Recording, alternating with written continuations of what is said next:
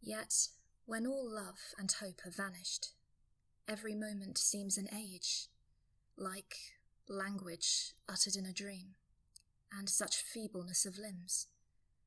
Still, deep restless memory never dies, just waits and mocks cold time's destructive wave, knowing someday how proud the injured heart will be. With Lucy shuffling happily beside me, we made our way past the Gothic spires. She looked stifled but proud to be alive, huddled up like an Eskimo in a filthy old coat she'd found, only her eyes and greasy fringe visible above the turned-up collar. The door of a restaurant opened, and the faint whiff of roast pork brought a pang of yearning to the top of my stomach. We moved along, glancing without much interest at the things in the shop windows: perfume, silk ties and shirts, diamonds, porcelain, kitchenalia, finely bound books. Then a quaint antique shop. I've always liked antique shops. This one had the most unusual mannequin standing in the window. I stopped to look at it briefly and turned to go on. I don't know what it was, but I checked, looked back, and suddenly I was overcome with an uneasiness, a profound movement of the memory, a distant recollection of someone, somewhere, that I'd seen before. I think it was the inscrutable expression on her face, and the look in her eyes that suggested she might become easily attached to strangers in an emotional way. I pulled Lucy back by the sleeve and looked again. There she was, in a landscape, standing by a stream, completely still with a sky swirling and twisting all around her. Attached to her foot there was a little plaque, and on it was written her name, Jane, circa 2090, nothing else. In the Eternal City, very little was known with any certainty about von Klapp's most famous and widely copied plastic model, except that her name was Jane. Loose talk had led to a wealth of speculation. It's commonly accepted that she's been plagiarised by at least a dozen other morticians and used for a variety of commercial purposes, everything from selling used cars and stationery to modelling handbags and designer dresses. In spite of this, connoisseurs appear to agree that there could only be one human canvas that could retain that unmistakable aura. Her malleable smile was innovative in many ways, not least in its benefiting from the use of mouldable polymers and a new line softening technique which utilised a prototype isocyanate glue and was called patiniffusia, von Klapp's greatest achievement. He had instilled such passion into her lifeless body that she appeared to represent a living, breathing woman, a mysterious woman who haunts me still. A work of beauty that provoked instant shocks of recognition from every passing shopper who happened to glance into the window of Wilfred Bitzy Fine Antiques on Arcadia Road. A connoisseur like you would say that she reduced the beauty of the Mona Lisa to the level of a second-class postcard from a package resort. But at the heart of any attempt to understand Jane laid a paradox. The most famous of all plastics was also the one about which most knew virtually nothing with any clarity. As an antidote to all the lavish words that were penned about her over the years, experts began with a down-to-earth description of her verifiable physical attributes and the technology employed to keep her in the world. As far as they knew, the young woman, approximately 25 years of age, died in a road traffic accident. That much was clear. The light rear shunt that the rare piece of auto exotica her celebrity partner was driving had caused a single fracture to a single vertebra in her neck, which had severed the spinal cord. Death was instantaneous, painless. Even the rescue services couldn't believe what they saw when they opened the door of the car to a young woman who appeared to have fallen asleep at the dashboard, with her eyes open. First-time viewers, who had only ever seen her in the news or in the pages of a magazine, often commented on how tall she was. They know from the record of possessions that she wore very high heels in life, and that this extra leg length was often carried through in her copies. It appeared that her glossy blonde hair had been trimmed several inches, probably in the early days, by one of von Klapp's unthinking assistants. Needless to say, her remains were prepared in the complicated and painstaking way recommended in von Klapp's book, the treatise on embalming. According to chapter and verse, the primary infusion of mastic should be saturated with the essence of lily. This would have been followed by 2 or 3 pints of a solution of alcohol and the isocyanate mixed with mercury chloride. And then finally, there was the pint of boiled linseed pumped into her under high pressure. Once the surface of her skin was completely dry, she would be washed down with the suds of antibacterial soap, this being to remove any traces of greasy fingerprints and then coated with varnish. Finally, Jane, who had been one of Von Klapp's most treasured showpieces, would have been buffed to the edge of life with a high-speed drill fitted with a lamb's wool pad. There would be no rest until her finished surfaces shone as though she had been fitted with colorized panels of ivory.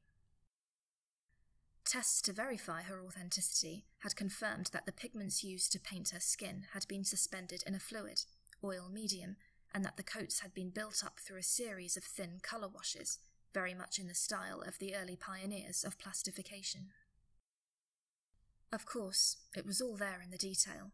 The tag fused to the glassy skin on the back of her neck confirmed undeniably that she was indeed a child of Von Klapp, and therefore priceless. Wilfred Bitzy led a ghost-like existence between the tiny dark shop and the even tinier back room where he would eat, sleep, and dress in front of a long mirror. He seemed never to leave the place, and at the same time have almost no customers.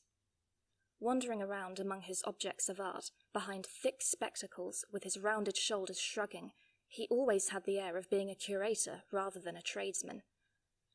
With a sort of faded enthusiasm, he would run a fingernail along the cracked bodywork of a faded plastic, or tap the lid of a locket containing a curl of some long-dead relative's hair, never expecting anyone to buy it, merely that they should admire it. He was heading a family dynasty that included his father, and his father before that, ancestors who had decided for themselves to go into selling plastic people, to take it very seriously, and to work very hard, fully knowing that it wasn't a profession for people who bled easily. Wilfred always struggled with the word dynasty, and in a refined tone would appeal against the idea at every suggestion. A dynasty? No, it seems to me no more one of those than carpenters following each other. But then, perhaps there is some genetic touch that twists into the next generation. I prefer to be generally associated with the sale of fine antiques. In Wilfred Bitzy's antique shop, Jane was set against a dreamscape background which reminded me of Forever Park. When I gazed into the heart of the window, it felt almost possible to step inside and become part of her glassy world. A Flemish fairy tale log cabin, a snow scene with the yellow and green hills littered with a flurry of polystyrene loops, and pale blue butterflies, placed in lush green fibre trees, all set beside a cellophane stream that flickered its way into an icy rock pool of perspex and paper, landscape and figure united in romantic fluidity. She is confirmation of Von Klapp's own conviction that everyone came from something else, and everyone is part of something else, and everyone can be turned into something else, and there is simply nothing more to it than that. People came into the shop to ask if Jane was for sale. Mr. Bitzy explained with polished self-calm and an exorbitant smile toward the heavens.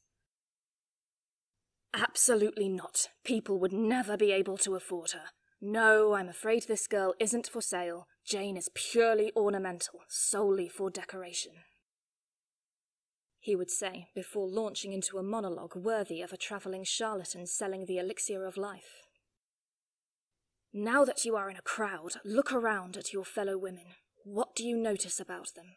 Their lipstick is probably nude, their foundation is probably better than it used to be, but what about their eyes? If you look closely, you can see how Jane's eyes appear to be composed of earth, water, air, and white heat. Look how the contours of her body resemble those of the dusky hills beyond. Surely she is something more than science. Look for yourself, the motion of her arms and the delicate cascades of her hair appear to act together with the little rivulets of blue drapery tied here, he delicately gathered up the 2 bundles, around her ponytails. To fully expose the goods inside the shop, Bitzy pulled back the window curtain, cleared his throat, and once the crowd had increased sufficiently in numbers, turned up the volume. Ladies and gentlemen, see how the spiral folds of the veil evoke the gentle ripple and flow of the flakes from the snow machine. Ladies and gentlemen, I give you Jane, a true work of art, the perfect reflection of life itself. The great man himself eliminated his hard edges with the words. Bitzy opened a book, cleared his throat, and read from its waxy pages. Dear immortalist, do not leave your bodies with stiff lines around the eyes and mouth. That's the kind of magic that enabled von Klapp to achieve the haunting ambiguity and mobility of expression that became his trademark. As with all of his works, Jane is signed, dated, and stamped on the swing ticket as an authentic bodycore product. It was all very well, yet nobody there seemed to know where she came from originally. She just stood and waited.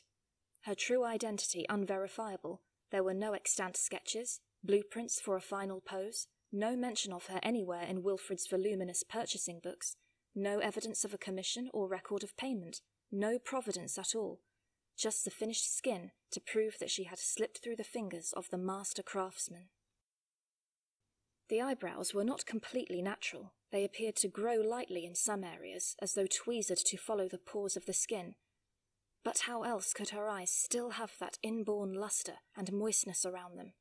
Those long lashes, and all of those blushing, rosy, pearlescent rinsed blessings, like soft kisses on her skin, kisses that could only be created through the greatest delicacy of execution. Exactly as in life, her nose had been very lightly painted and on closer scrutiny appeared to be softly dusted. Where the redness of her lips diminished, her mouth fused with the flesh tones of her face, and rather than just paint, her smile appeared to be a living smile. It was almost as though von Klapp had employed court jesters and musicians to keep her full of merriment as he worked away, had them cheer away the melancholy that embalmers usually give to their plastic people. As a result, there was something so pleasing it seemed divine rather than human. The church took a particular interest, conspiring to suppress knowledge of her true status, whatever that was. As far as they were concerned, she was a deeply spiritual figure. Symbolically, she represented the psyche, the wisdom of goddess Sophia, the spiritual consort of the new Messiah, and the unique recipient of an ancient tradition. Over time, supposed genealogical links became tangible evidence of a conspiracy. People who must have met other people were transformed into co-conspirators. Anagrams were wielded as coherent proof, and no smoke is left to drift without fuel being dashed into its conspiratorial bonfire. I watched with stony-jawed astonishment at the power of Jane's force, a force that could manipulate the world outside by passing a static flourish of thought. It coursed through the crowd like a bolt from above. Since Bitzy seemed to regurgitate familiar gems of alternative history, leaping from one topic to another, using coincidences of names and places as the sole stepping stones of truth, some skeptics believed that her scant history was dreamt up to give her some kind of providence, and that some of the symbols had been drawn from earlier traditions to increase her value. Others were convinced that she was the inheritor linked with the maverick of a secret tradition, and that some medieval entity with a secret agenda managed to destroy all texts that mention her. Through all of this was the resounding notion that Wilfred Bitzy was the guardian of the secret tradition, and that he was listed as one of the Grand Masters of the Priory of Sion. Day 3. The few friends that secretly knew Jane personally came to see her in her plastic condition. I thought that I recognized them from Cleopatra's, and they were amazed to find that she appeared as alive in death as she was in life. Of course, if she was really alive, it would be a compelling routine, like a street performer who had been standing motionless with the thought that all could be lost in the blink of an eye, waiting for a coin to drop into a paper cup.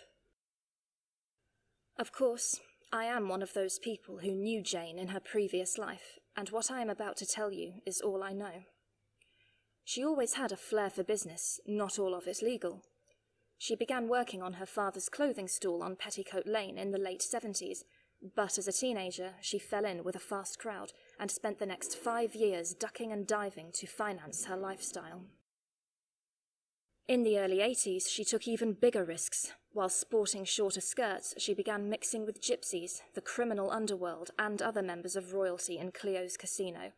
And here, their stereoscopic eyes seemed to get everywhere. Day 4. A tiny insect landed on Jane's shoulder in the form of a locust. Its antennae began to sweep over her. "What's it doing?" I asked the man standing next to me. "It's a toucher. They employ radiation to heat up cold surfaces to check for any signs of genetic or ideological data. They have a microprocessor that deploys sound and visual effects to test for any presence of mind or behavioral changes. They're probably trying to find out whether she still has the capacity for self-realization." I thought that as the window displays changed through the seasons, so might her ideas on morals and responsibilities.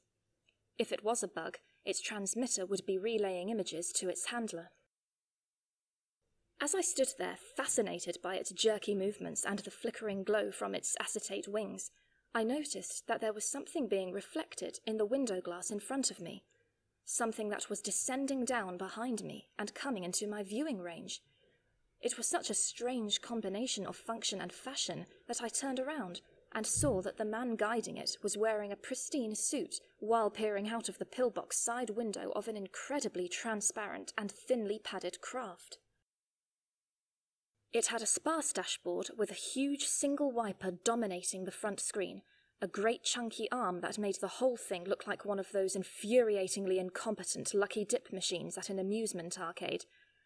I watched as he moved his finger around a glass ball being constantly reined in from zero gravity inside the cockpit, and after hovering for a few moments to bring his machine completely still, he brought the toucher into an airlock. Once he'd calculated cosmic alignment, his ascent up and away from the shop front was sublime. While the entire craft began to tilt and rock, I thought to myself how far in advance his mathematical dexterity must have been, and watched a quicksilver bubble zip up towards the Gothic towers of Arcadia Road and shrink into the busy sky traffic. In a flash it became a spot in the clouds, and vanished through a pinhole in the blue. Day 5. Long before anything on the road had distracted her attention, I'd become hooked on the honesty in her ability to articulate spontaneity, without moving. My stomach tangled in the sensation of being held over the precipice of an erotic reflex action every time I looked at her. Her stillness rendered my powers of description to no more than a continuous stream of expletives each time I inched closer to the glass. I watched and listened, and was overcome with a silent inward sigh. Looking closely at the pit of her throat, I could swear that her pulse was throbbing in time with the purring of the electric water pump, and in her reflection came dreamlike signals that danced on the glass like the northern lights. It became impossible to determine which came first, the sense that she was asking for attention, or the observation itself. While I was paying attention to everything, the glint of light on the waters, the imagined tear in her eye, swimming around the edge of the experience, was another, flirting with my second attention. It chimed with my melodic intrigue, and together we brought the stirring to the waters of the artificial stream. All of a sudden, I became infected with her whisper. Her wrestled words manifested in my ear, and in a moment was on her side of the glass. Since then, how many times have I played that memory to myself, on repeat in the silence of my friendless room, until she peered through the window of my playhouse, blinked her fee to me, and I spilt my drink on the settee. Clearly, class as well as sexual boundaries was becoming increasingly blurred in the Eternal City. Just as prostitution itself, money and sex are inextricable. So it was hardly surprising that an image such as Jane, who unwittingly embodied such topical issues, attracted reverence, fascination, and scorn in equal measure. Before meeting with her, visitors felt acquainted. Although slightly out of time, weirdly she was a contemporary girl for many, the sort they could meet on any Saturday evening, on the streets, on her way to a pom-pom workout or a kitsch parade of disco divas with narrow hips and faded jeans, abandoned by one god in her century and awakened in another world, all ready for the next. Unfortunately, right behind her, the rest of the shop was taking a different route. It was filled with a 6,000-piece strong collection of wooden bygones, souvenirs relating to the cyclones of ethnic cleansing, death camp relics, and associated war crime memorabilia. Bitzy was facing an international storm. One old lady stirring the crowd had a phrase for it. "It's an unspeakable act of moral cretinism." To her, having been born into Birkenkamp, the place where she had lost 15 family members in the FET Cyclone festivals, the shop was a high street mausoleum. Jude Restomel had noted that the death camp officer's hat lay amongst the bric-a-brac in the window. While Bitzy used a colourful feather duster to clean over it, she ran out of words and tears and waved her banner in his face. "How can high street shops profit from the vile and repulsive trading of plastified people?" Bitzy's answer was plain. Destroying or neglecting these items would only make it easier for revisionists decades or centuries from now to pretend that the cyclones never happened. I'd seen the other shops that offered plastic pets and hybrids, with some models being accompanied by photographs of their previous lives. This old lady was clutching a photograph of her own father, David Grundman, serial number 9489, and insisted that she would find him at whatever cost. Day 6. There were many professional critics who delighted in pouring scorn on Jane and the fatuous window display, and yet in the same column space they would express utter bewilderment. The indolence and luxury of the handsome doggy in a carriage and the cat with its staring eyes and phallically upright tail bound to attract attention. The crowd peered deeper into the window while Bitzy used a feather duster to whisk away any traces of fluff from her stiff shoulders, and very soon the whole show was elevated to cult status, with the local travel agents offering excursions for the devotees who might cross 9 time zones and 6,000 miles to pay homage to what so many had come to consider an elaborate hoax, or at the very least an unknown, and therefore not to be trusted relic. Others were more bullish, claiming that Bitzy was the receiver of stolen goods, and then pushed their way to the front of the crowd to look on like voyeurs with fetish-full eyes. And then, of course, there were the religious fanatics, who queued all morning for the freeze-dried commemorative trinkets, granules of Jane that came in a glass vial and could be inked into a tattoo. Bitzy didn't seem to care much for these types. He had adapted well to living in a land where so many of its people defined themselves by religion that he would never risk exhausting himself with demonstrations to prove the non-existence of God. He just knew that it didn't work for him. In high school science lessons, he would turn up the flame on the Bunsen burner to try and find him, and then saw that as a blueprint for his own life, living it in the fast lane born into the old days of the Eternal City, when the saying, "putting the cart before the horse," meant just that. His view was that even if God did exist, it would make no difference to his point of view. In his world, everything was permitted anyway. And besides, the real problem, he says, is not that of his existence. What man needed was to find himself again, and that's just what Bitzy was doing.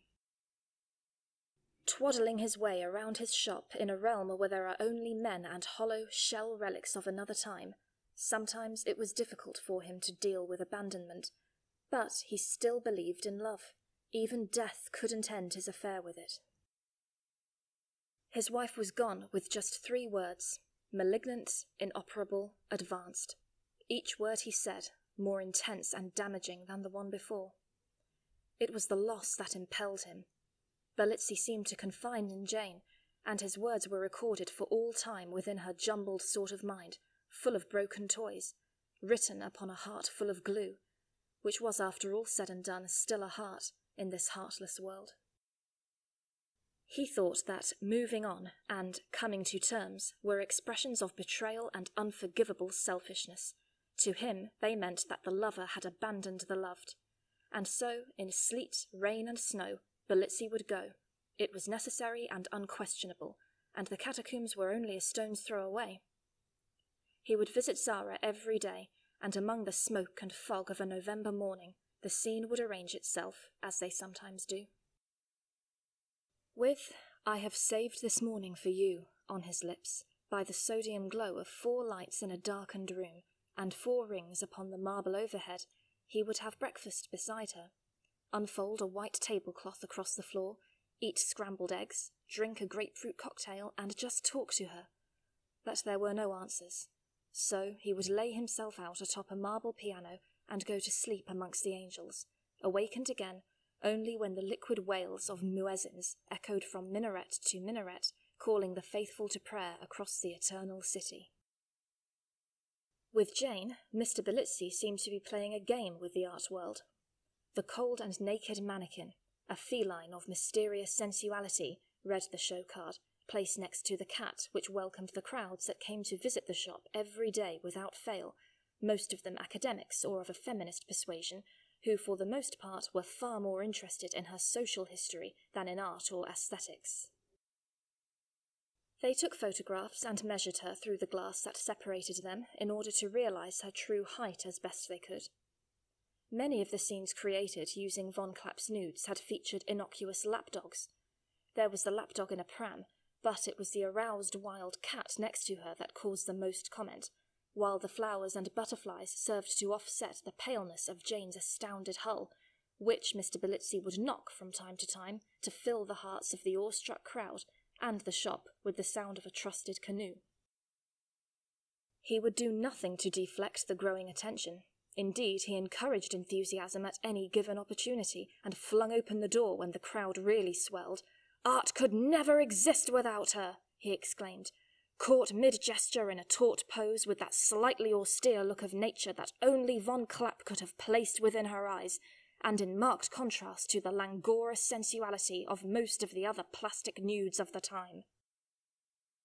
With jealousy being such a twisted cord, she was regarded by many of his contemporaries as thoroughly obscene.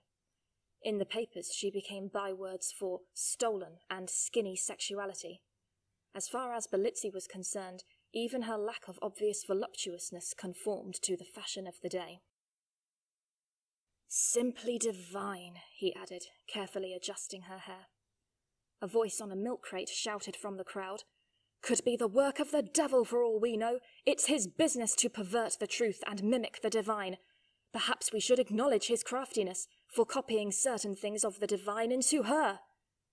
As far as I was concerned, I already knew Jane intimately, so none of it mattered. I kept returning to the window with my deck chair and my stolen bag of fruit, and on this particular day a student journalist broke out a pastel blue typewriter, a period machine on which he set about creating a perfect likeness of Jane, using only the letter J, adding a footnote for the local newspaper. There is in her thinness an indecency which makes her charming. The ermine furs, oil paintings, and rosewood furniture which surround her suggest a certain richness and glamour. Thankfully, the aroma of lilies overpower the smell of mothballs.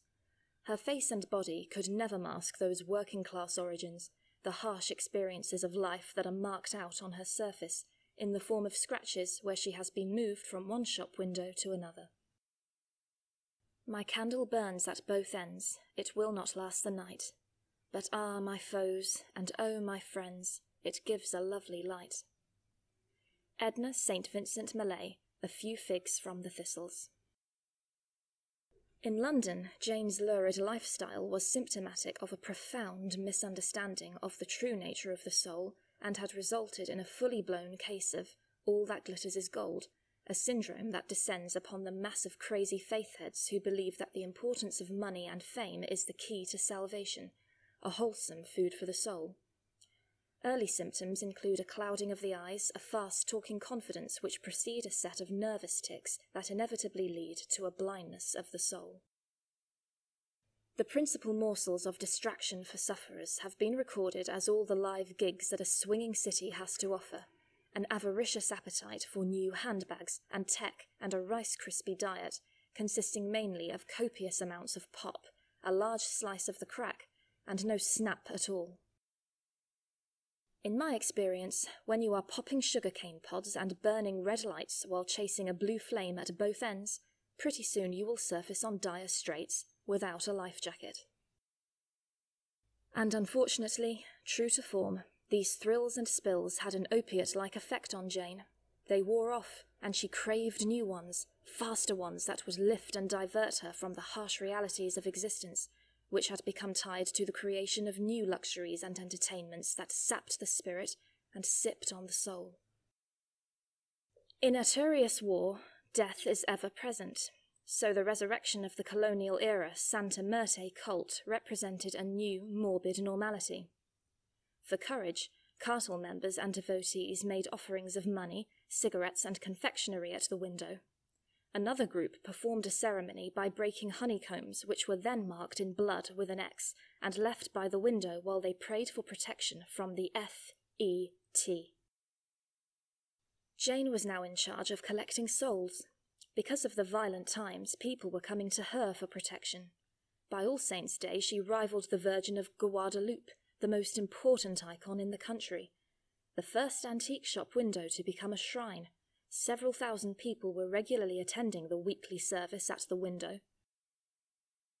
The cartel's embracing of Jane hadn't been limited to Etruria. A few miles away was her first church, an imposing Gothic affair that offered masses, weddings, baptisms, and exorcisms. Her adherents were at that point believed to number 7 million. City law enforcement agencies viewed signs of veneration to the cult, whether a tattoo, necklace, or prayer card, as enough to undertake further investigation into a suspect's horticultural links. In Eternal, shrines to her were helping to hide thousands of blocks of dried flowers. While flower traffickers embraced the narco-culture in a similar manner to which American street gangs like the Bloods and the Crips historically embraced gangster rap music and culture, Jane is embraced as the literal angel of death, who can comfort those on the fringes of society who might otherwise lack the spirited courage to commit acts of crime and violence.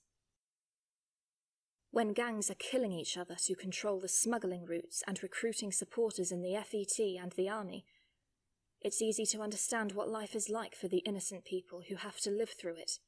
How do people cope with such terror and insecurity? One way, it seems, is to worship death herself. Mediums helped with this by claiming to be possessed by her spirit. Like many syncretic religions, the cult moved with the times, and the Electric Museum was soon to be updated with Jane-inspired imagery. There are no angels at the Electric Museum.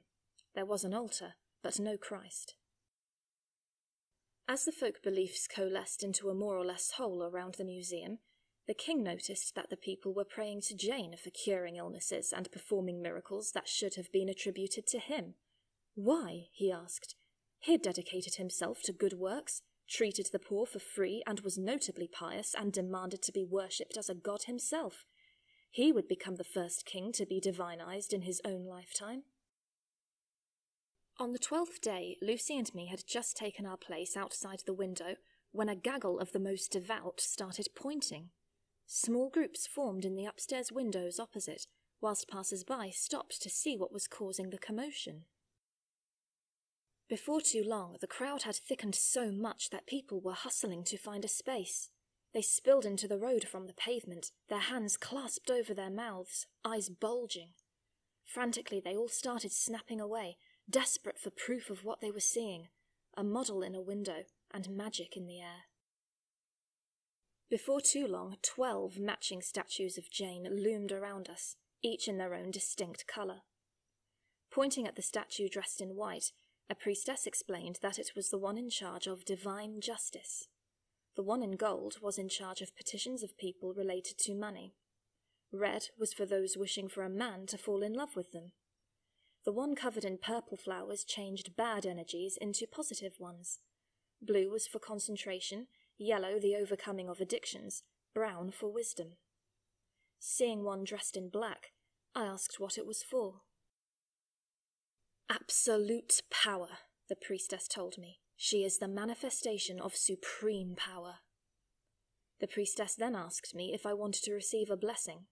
To do so, I had to make an offering and say my name 3 times as I held a small statue of Jane while the priestess closed her eyes and hummed in ecstasy beside me. When she opened her eyes, she made an exclamation. She is going to help you stabilize a relationship. She will remove all the obstacles in your life and help you to forget all the sadness from your childhood. You deserve it, she said. She let go of my arm. See, she's very strong, very powerful. You have been protected by Jane. As we were talking at the window, Lucy began blowing kisses to her, and so I asked her if she ever believed that I used to know her in a previous life, my eyes leading her closer to the window as I spoke. I was astounded as she addressed herself to the question with the impartiality of a completely sane person, walking to the window like a child to a Jesus. She made her reply. I am an example of a woman who had a strange belief that goes against everything I know. After wiping her hands on her dirty jacket, she placed her fingertips on the window glass and made her pledge, that one day you might return. I positively opened my eyes at this new development. Here was my very own pet lunatic, the most pronounced I'd ever met, talking about belief and resurrection with the manner of a polished preacher. It could only have been her presence that could touch such a deep chord in Lucy's soul. This phase was either completely spontaneous or due completely to some rare gift of power. When I looked back at Lucy, she was clouding up the window with her breathing. You have my soul. I pray God that I see your sweet face again. May he bless and keep you. And then, with the eager nimbleness of a girl, she skipped back to me. Jude Restamel suddenly appeared again from the crowd, and this time she was incensed. "Murderer! You Bitzy murderer!" she screamed, and working himself into a frenzy, Mr. Bitzy shouted back, "Yes, you're the reason why most of my brothers have had to leave Etruria. They should be here, collecting a hero's pension." I thought it most strange looking at him, blinking behind his horn-rimmed spectacles and bulletproof glass. He didn't fit my version of a mass killer. But it seemed that after the final victory, the king had promised to make him commissar for the people. I looked deeper into the window and saw the photograph on the wall. He'd been good-looking as a young man, his arm raised to the flag of the noonday star. He'd cut quite a dash in his black uniform and pistol, and riding crop in hand. However indigestible I might have found the idea of a resurrection, I would have had a particularly hard time arguing against it on that day. It felt as though I was witnessing a gospel, so I set about recording everything with hastily scribbled notes and diagrams. The upshot is pretty much the same as it's been for 2,000 years. If, like the earliest faithful, you believe that we saw a woman, the daughter of a god's body, bodily resurrected, you'd better get yourself to a church. If you believe that we didn't see what I am claiming we saw, or what we saw wasn't what we believed it to be, you don't need to bother, and we are all part of a major conspiracy theory. All I can do is explain exactly what I saw happen. Either way, I become part of the shroud. In her previous life, at work and in play with all of its flashbags, glad rags, and jewel-encrusted rituals, her biological mind could be filled with various tasks to accomplish. But alone at night, in a shop window, with only a screaming cat and a stuffed dog in a pink hansom carriage for company, something began to stir. Confronted with such plain daydreams, the mind can have a tendency to gravitate towards anxieties about the future, its possible problems, and the loneliness. Before too long, Bitzy's shop window faintly echoed the eternal emptiness of death to Jane. Standing in the middle of an antique collection, with no need to worry about work or finding food, suddenly an old human feeling was reborn into her plastic legs: boredom. At first it was thought that she had been visited by the local incubus. That was the height of folly, and not crude enough, claimed so many. I knew, from the evidence of my own eyesight and by the horrid sense of the reality of things, such a sense of reality that any effort of imagination seemed out of place. I knew distinctly the perils and laws of plastification and immortality, and that, thanks to von Klapp's handiwork, it could quite easily be the case that this model was still set to receive, still addicted to the dense physical world and the sensations that it had to offer, still attracted by the message of a paradise on earth. True enough, Her pineal gland, hermetically sealed in the plastic bubble of her brain, had remembered all of her previous lives, and decided that it wished to return, to follow the cycle of birth and death, and be born again. Like a spider on a web, she was reactivated by vibrational frequencies. In this instance, those created by the hustle and bustle of the hastily installed window coronations that were taking place all around her, and the unofficial ceremonies being performed on the other side of the shop window. With the last crash of a cymbal, her eyelids flickered once or twice, and came alive with an unholy light.